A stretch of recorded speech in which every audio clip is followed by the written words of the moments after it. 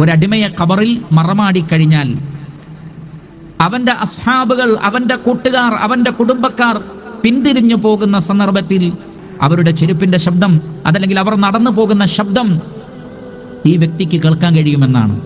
അല്ലാഹു സുബ്ഹാനഹു വ തആല അവർക്ക് പ്രത്യേകമായ ഒരു കേൾവി ആ സമയത്ത് നൽകുന്നതാണ്. അവരുടെ സങ്കടം വർദ്ധിക്കാൻ, അവരുടെ ബേജാറ് വർദ്ധിക്കാൻ. എൻ്റെ കൂടെ ഇന്നലെ വരെ ഉണ്ടായിരുന്ന ആളുകൾ എന്നെ ഇതാ ഇവിടെ തനിച്ചാക്കി പോവുകയാണ്.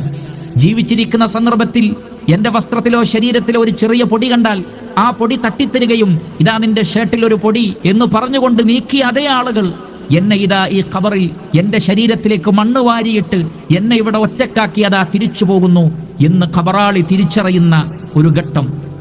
ഭൂമിയിലായിരുന്നെങ്കിൽ നാം ഏതെങ്കിലും ഒരു ജീവിയെ കണ്ട് അല്ലെങ്കിൽ ഒരു വസ്തുവിനെ കണ്ട് പേടിച്ചാൽ നമുക്ക് ആരെയെങ്കിലുമൊക്കെ വിളിക്കാം, വിളിച്ച് കരയാം, സഹായത്തിന് ചോദിക്കാം. പക്ഷെ ഖബറിൽ ആരോട് ചോദിക്കും, ആരോട് പറയും?